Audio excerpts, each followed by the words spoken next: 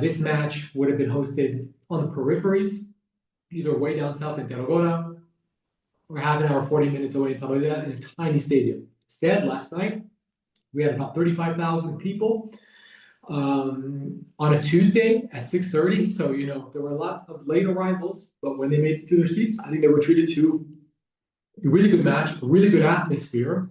The only difference is that, at times, although the fans would get themselves started, they're saying, Free Palestine, Palestine Libertad, boycott Israel, all those things. Every so often, the commentator would get involved, the stadium announcer, I should say, would get involved, and he would say, "Oh yeah, raise the mosaic again." And then you would see the mosaic of both the Catalan and Palestinian flags in the middle of the stadium. He also prompted them in the second half to put the lights on their phones on. I think they showed the mosaic about 3 or 4 times in the entirety of the match.